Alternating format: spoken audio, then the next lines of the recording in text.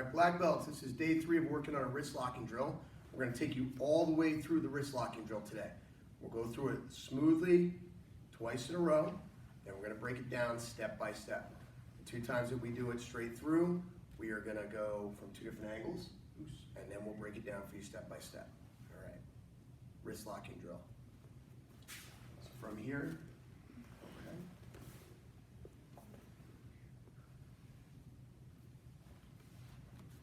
1,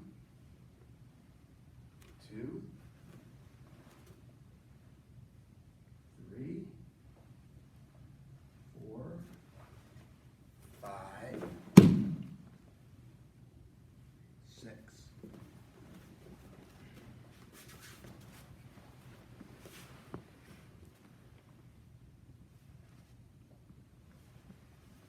One, 2, 3, 4, 5, 6. Now we'll break it down for you again. We're going to go all the way through. I want you guys to take it step by step. Pause this instructional video where you need to. Pause it. Pay attention to the details. Okay. We're moving slightly on the octagon to evade. We're receiving and deflecting just ever so much to strike. So we guide it to our hip. The opposite hand comes up as a distracting strike. And it traces the back of the arm. When the arms meet, the top hand flips over, grabs a lobster claw grip. The left hand is going to come up as a guide and bring this hand right across your chest as it transitions to the elbow. Driving forward, and there's lock 1. This stayed on my chest the whole time. From here, the next part is a pivot from the hips.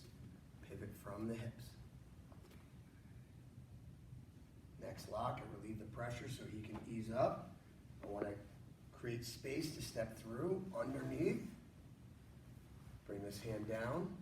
Remember, I'm switching. I'm handing this off. My thumb goes to the back of the hand, fingers to the palm. This hand's going to switch.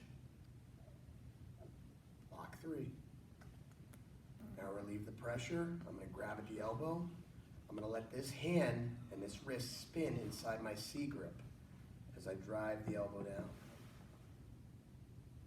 Watch that transition again. Pay attention to this hand and how it spins as I push the elbow down. My thumb becomes the fulcrum. The fingers are the lever. There's that block. Baby step forward. This hand comes over the top, thumb to the back of the hand, baby step back. Left hand pulls out and re-grips. Now we're in a basic butterfly grip. Now instead of laying it back, I'm going to go straight down to the ground. I'm going to drop my knee in the ribs. Now so you guys can see, we're going to spin him a little bit for you guys. I put my knee in his ribs. He loves knee on belly rides. Brace his elbow against the inside of my thigh. My butterfly grip re-grips over the top, and that's lock 6. One more time, guys, all the way through. So we're going to pause at each one. Take your time. Okay, we're going to come a little bit closer to you now. Really pay attention to the grips.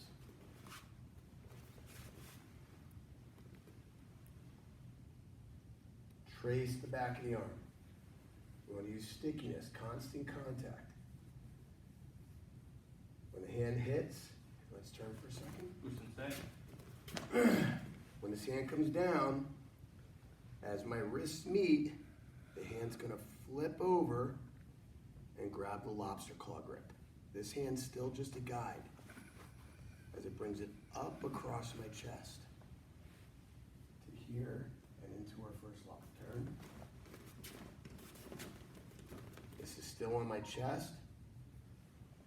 Now from here, I'm going to rotate from my hips, pulling in the elbow. I want his elbow to bend. This looks like a lot like red belt self-defense number 1.